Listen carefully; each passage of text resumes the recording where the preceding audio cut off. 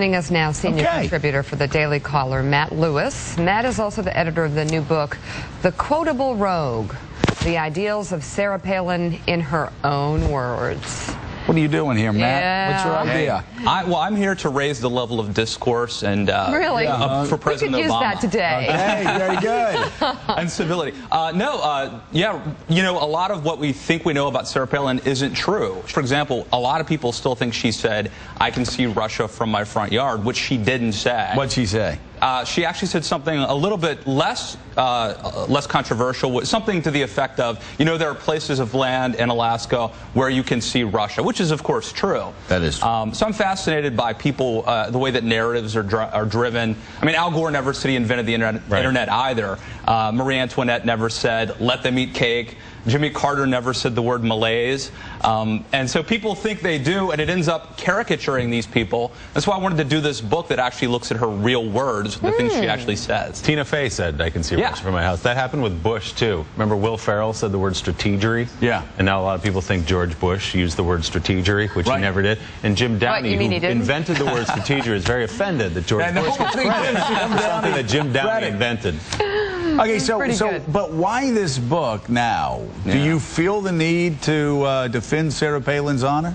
Well, look, I think a couple things. Number one, she is arguably the most significant woman of the first decade of the 21st century. So whether you like her or not, she has a huge impact and a huge historical figure at this point. First Republican female vice presidential nominee, maybe the first female president.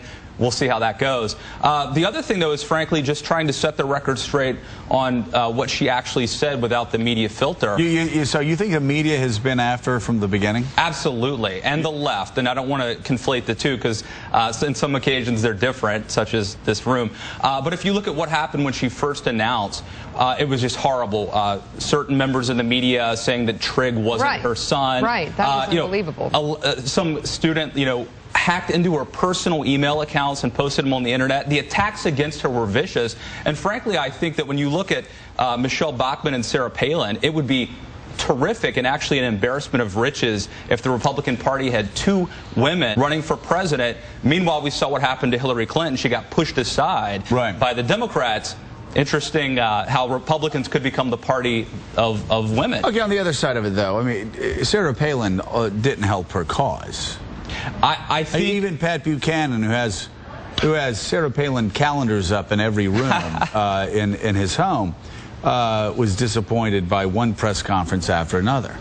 Look, I think there's a couple things at play here. I mean, first of all, I do think that what happened was you had somebody who was literally plucked from obscurity, put under this incredible intense light. I mean, Barack Obama was in like more than a dozen debates before he actually we started paying attention. Sarah Palin plucked from obscurity, and I think there were some missteps. I think part of what happened is sort of a cultural disconnect between Alaska and people from New York and D.C. And I think some of it was mishandling by the McCain people, and I think some of it was her fault. I don't want to excuse that. But when you look at the emails that were released a couple weeks ago from her time in Alaska, when you look at my book, I think it's very clear that she's a lot smarter, a lot more competent, and a lot less partisan than people think.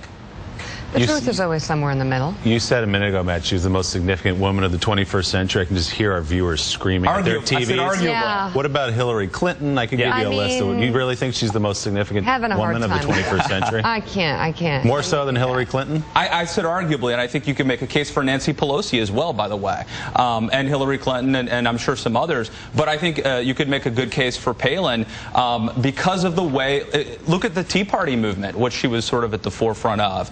I think that you can make a good case that Sarah Palin was, in fact, the most significant woman in terms of driving the debate, and certainly in terms of media coverage, Sarah Palin has dominated.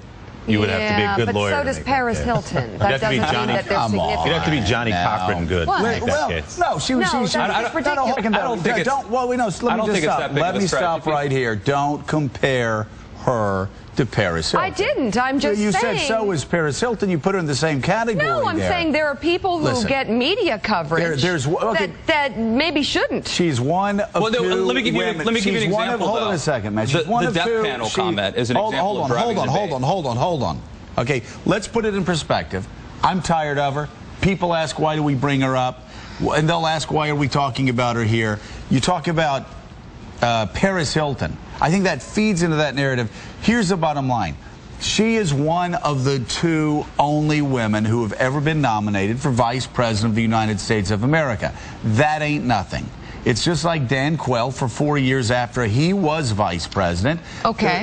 You're going to have to let me respond. Garnered more attention than that. So that is why she remains significant. No. I'm going to tell you that there already was one. And given the women that we have on the global landscape today, like Hillary Clinton, I mean, my Lord. I'm not saying... I'm sorry. She's in the top 10.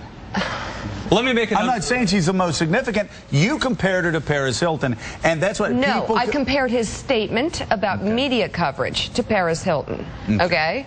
So, you can jump on that like some of the Twitter followers. Let me make another quick point about Palin, putting this disagreement aside, which I think is also brought out in my book and in the new movie, The Undefeated, which is she had an 88% approval rating in Alaska when she was selected.